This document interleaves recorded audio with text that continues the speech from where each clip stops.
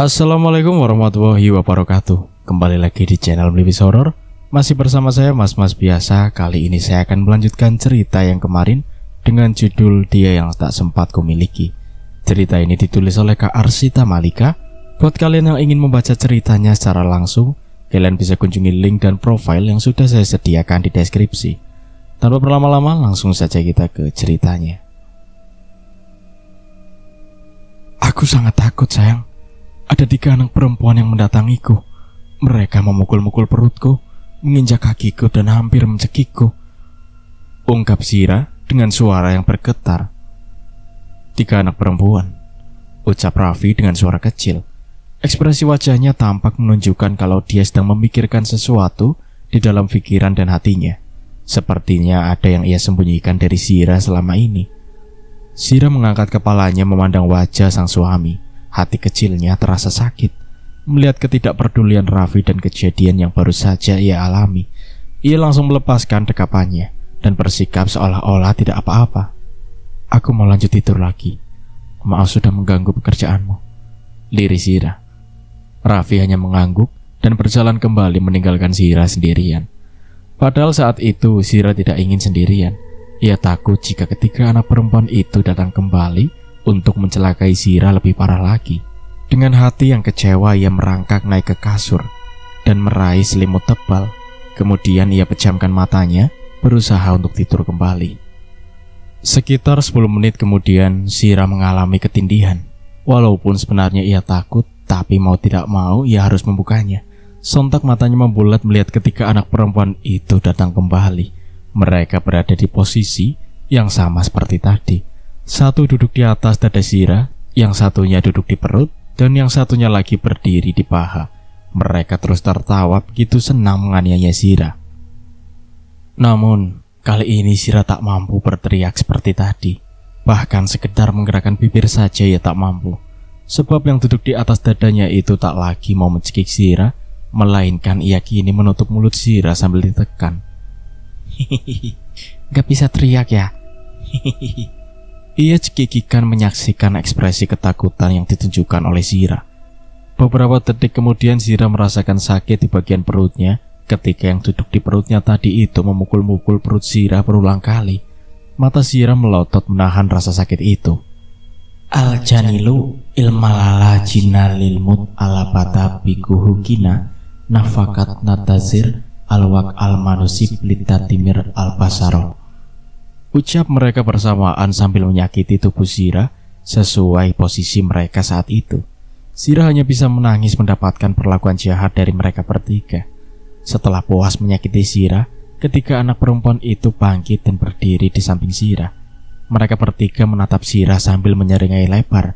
Walaupun sudah tak ditindih lagi, tapi seluruh tubuh Zira tetap tak bisa bergerak kecuali bibirnya. Jangan berteriak. Jika kamu berteriak seperti tadi, kami bertiga akan menyakitimu lebih parah lagi. Salah seorang anak itu mengancam ketika ia melihat Zira hendak berteriak. Ya ampun, kenapa mataku sulit tertutup? Batin Zira. Mereka bertiga kembali cekikikan melihat Zira yang terus berusaha untuk menutup mata. Kalian sebenarnya siapa? Kenapa kalian datang menggangguku? Apa aku ada salah dengan kalian?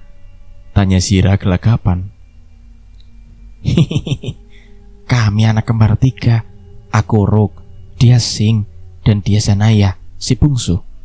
Nama itu pemberian dari ayah kami. Kami berasal dari bangsa jin.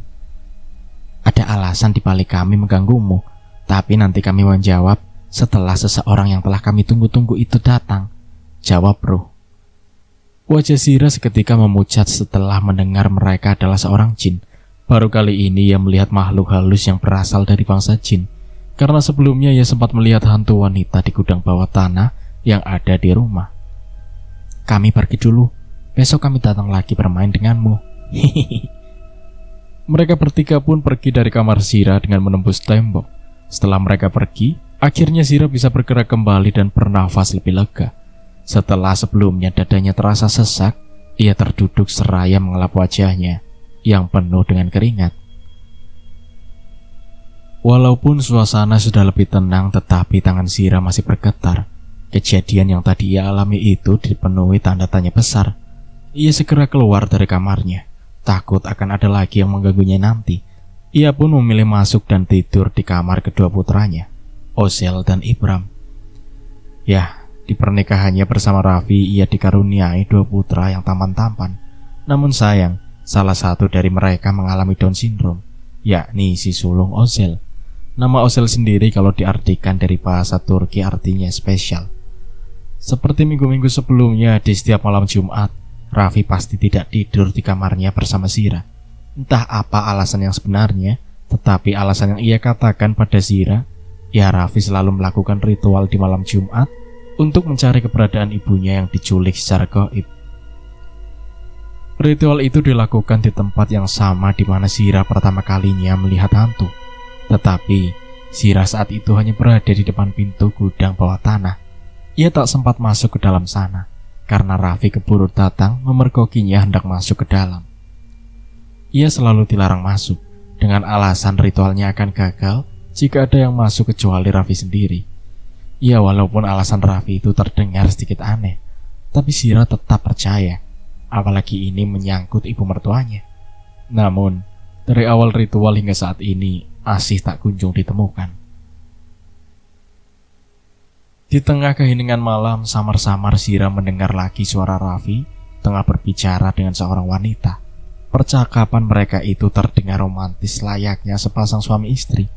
Zira terdiam, berusaha menajamkan pendengarannya. Setiap malam Jumat, pasti Zira mendengar suara itu.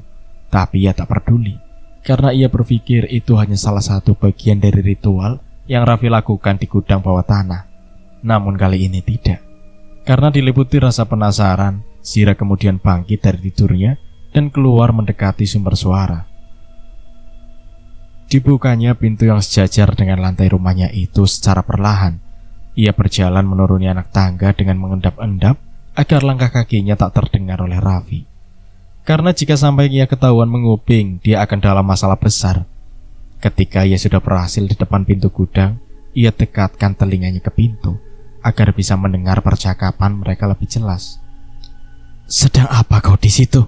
gertak sesosok hantu wanita yang tiba-tiba muncul di hadapannya. Zira langsung terperanjat kaget. Saking kagetnya, ia sampai terjatuh. Ditutupnya mulut dengan cepat agar tak mengeluarkan suara teriakan yang bisa mengundang kemarahan Raffi. Ini sudah kedua kalinya ia bertemu dengan sosok hantu tersebut di tempat yang sama. "Pergi dari sini," pinta sosok hantu itu. Zira pun segera ngacir keluar dari gudang bawah tanah itu. Ia begitu merasa lega setelah ia berhasil naik keluar dan pintu menuju gudang ia ditutup. Esok kemudian, "Ibu, besok Ibram ulang tahun kan? Berarti ada kue lagi dong." Pagi-pagi sekali Zira dikejutkan oleh teriakan Ibram yang sambil berlari mendekati dirinya yang sedang menyiapkan sarapan di dapur. Ia terlihat begitu bahagia, sebab besok adalah hari ulang tahunnya yang ke-10 tahun. "Jelas dong sayang," jawab Zira seraya mencolek hidung Ibram.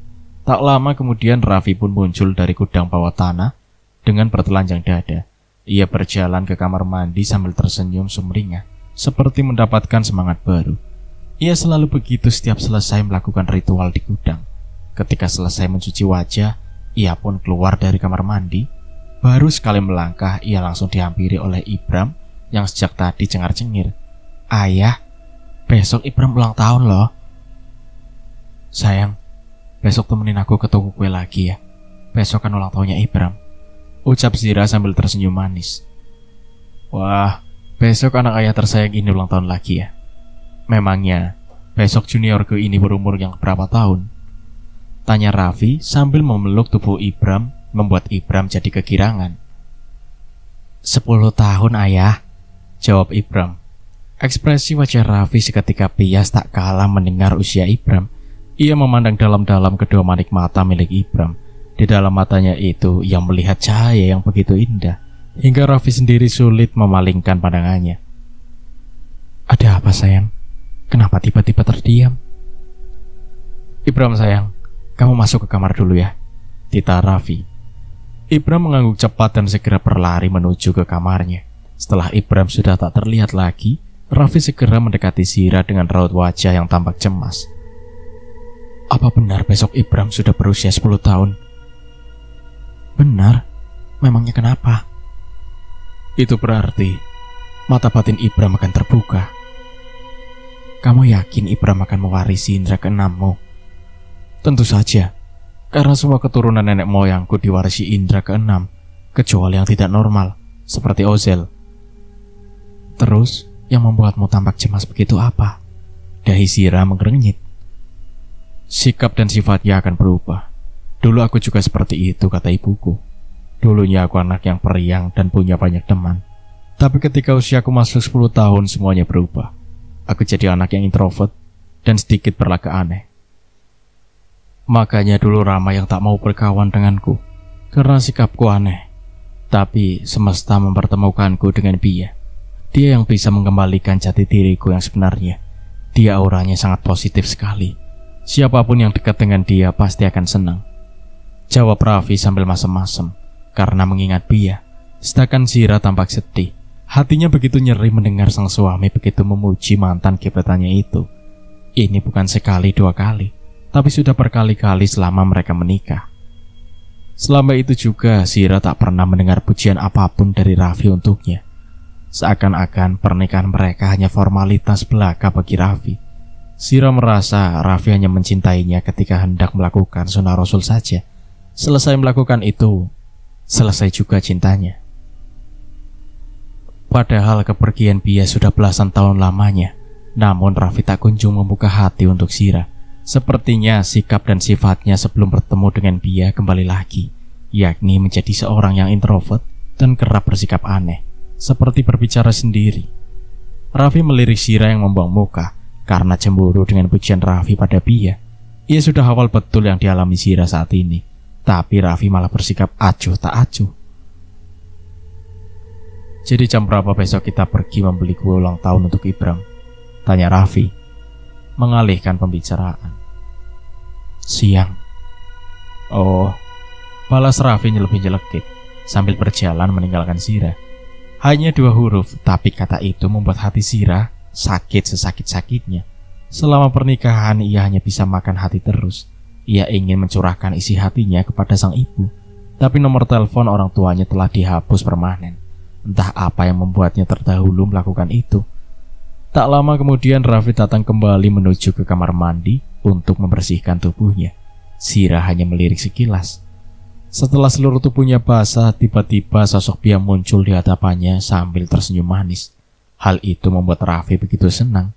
Matanya tampak berbinar-binar, jantungnya berdegup kencang.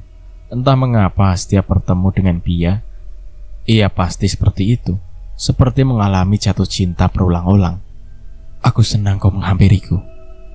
Walau ini selalu terjadi, tetapi bagiku tak ada rasa bosan sama sekali. Yang ada, aku semakin senang dan mencintaimu, ucap Raffi dengan tatapan sayu. Bia hanya tersenyum sambil memandang lekat kedua mata Raffi. Raffi kemudian menuntun Bia untuk berdiri di bawah shower. Tubuhnya juga kini sudah basah. Raffi membelai rambut-rambut yang menutupi wajah cantik Bia, yang perpaduan antara Arab, Belanda, dan Indonesia. Keduanya saling bersitatap penuh cinta. Wajah mereka semakin dekat hingga hidung bengis mereka saling bertemu. Ia mengelus-elus lembut pipi Bia dengan jempolnya. Mata mereka sama-sama terpejam seakan sudah terbuai akan nafsu yang terlarang itu. Terima kasih kau sudah mencintaiku dan memperdulikanku selama kita berteman, karena itulah hanya kau yang ada di dalam hatiku dari dulu hingga selama-lamanya, ujar Raffi dengan suara parau.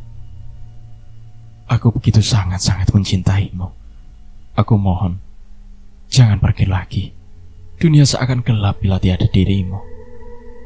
Raffi mulai mendekatkan bibirnya kepada bibir Bia, tetapi Raffi menghembuskan nafas kasar. Kegiatannya selalu saja diganggu oleh Sira. Ia segera memakai handuk kembali dan membuka pintu kamar mandi. Ada apa? Tanya Raffi dengan tatapan mendelik. Sira yang mendapatkan tatapan tajam dan bentakan itu seketika berjengit. Ia tertunduk tak berani menatap Raffi. Aku cuma mau tanya, siapa yang kau ajak bicara di dalam? Tanya Sira tergagap. Kau seperti tidak pernah mengenalku saja. Seorang yang indigo memang seperti ini, selalu berbicara dengan makhluk-makhluk tak kasat mata. Kau akan lebih mengerti besok setelah Ibram berusia 10 tahun.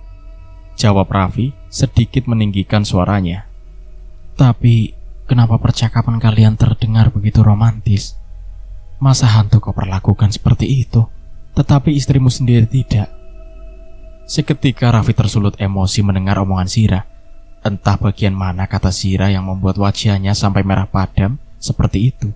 Begitupun dengan matanya yang juga merah seakan ada api yang berkobar di dalam sana. Karena tak ingin sampai memukul Sira, ia segera menutup pintu kamar mandi dengan keras agar tak melihat wajah Sira. Rahangnya mengeras dan giginya bergemeratak menahan amarah yang terpendam. Namun amarah itu seketika musnah kala melihat Bia yang sedang tersenyum di posisi yang masih sama di bawah shower. Bak air yang sejuk senyuman itu mampu memadamkan api amarah Raffi. Raffi pun segera mendekati Bia kembali dan melingkarkan tangannya di pinggang Bia. Nafas Raffi terdengar memburu ketika Bia menyentuh dada bidang miliknya.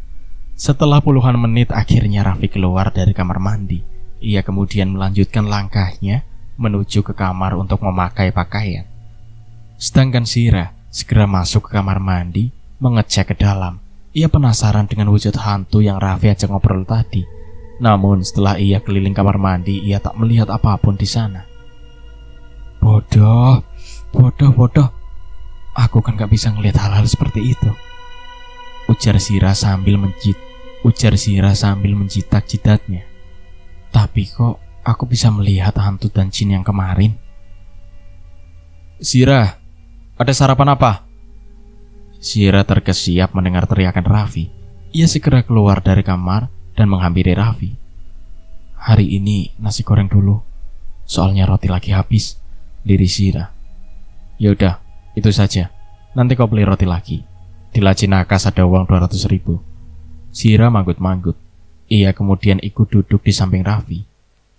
Ibram, ayo sarapan dulu sayang. Panggil kakak juga ke sini, teriak Sira. Namun ditunggu punya tunggu, mereka berdua tak kunjung datang memenuhi panggilan ibunya. Sira segera beringsut dan berjalan menuju kamar putranya. Ibram, kamu dipanggil kok enggak? Ucapan Sira terhenti ketika melihat kondisi kamar putranya kosong. Ia kembali berteriak-teriak mencari Ibram dan Ozel. Ketika keluar dari rumah, Sira bernafas lega. Rupanya kedua bocah itu sedang bermain di luar. Ibram, kenapa nggak nyaut sih? Dari tadi ibu manggil kamu loh, ujar Sira merasa sebal. Aku lagi asik main bu, sama kakak dan mereka, jawab Ibram.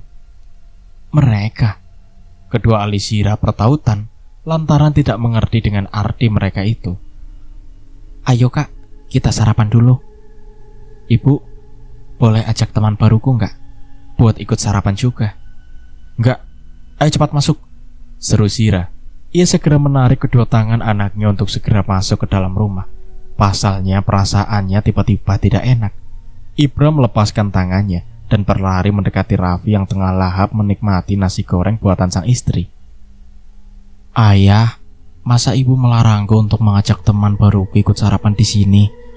Lapor Ibram sambil memanyunkan bibirnya. Kenapa kau melarangnya?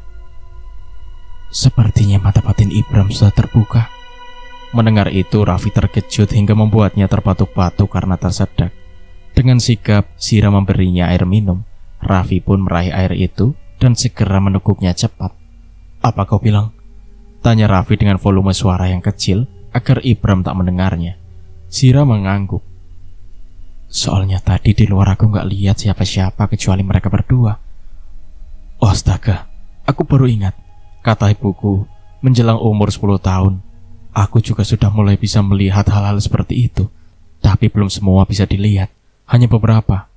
Kalau nanti usia sudah masuk 10 tahun, barulah bisa melihat mereka semua, terang Raffi. Sira hanya beroria. Singkat cerita, malam pun tiba. Semuanya sudah terlelap tidur. Malam ini Raffi juga tidur di sebelah Sira. Karena hanya di malam Jumat saja Raffi tidur di gudang bawah tanah.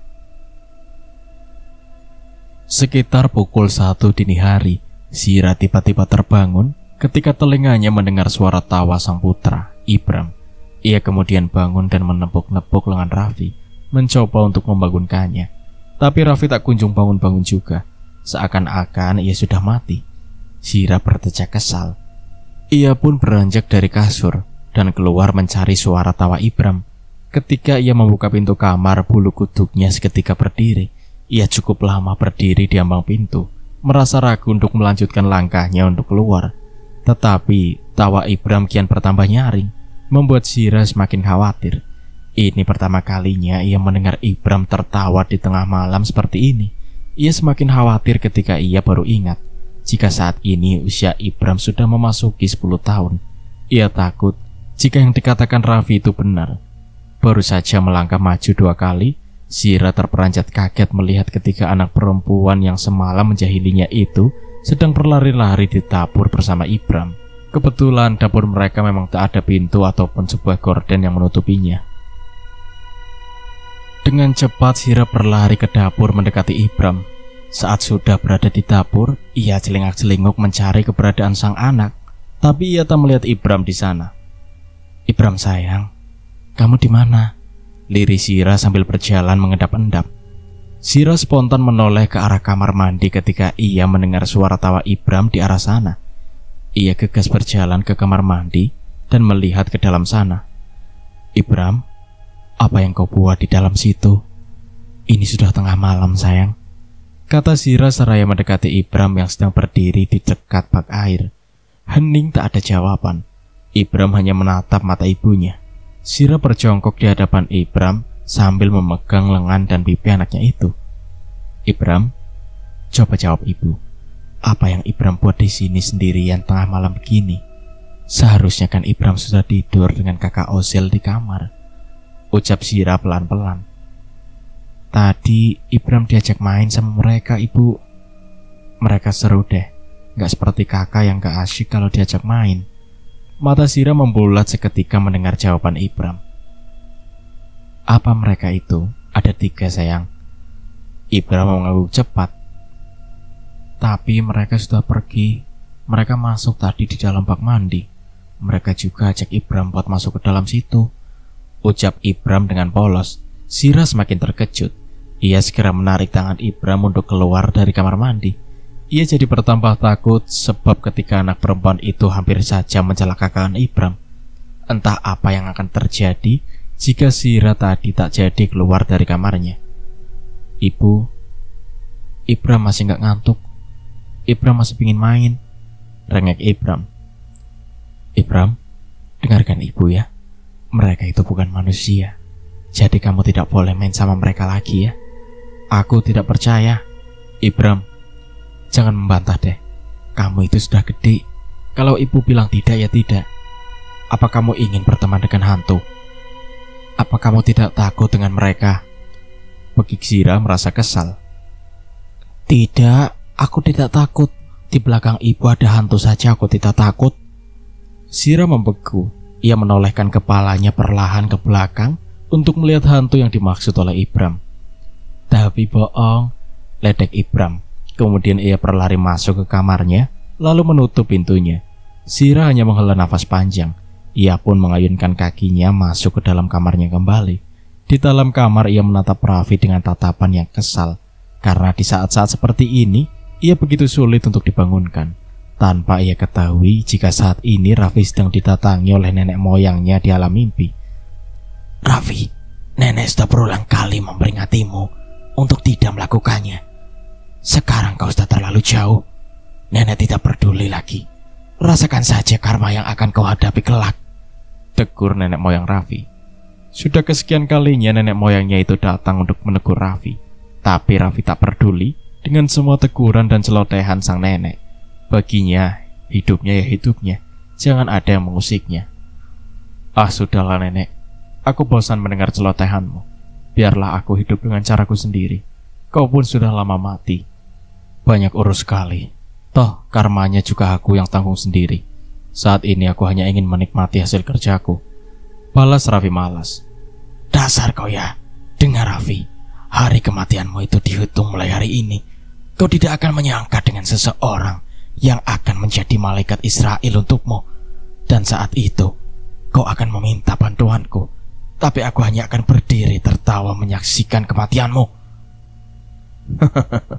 Kau kira aku takut?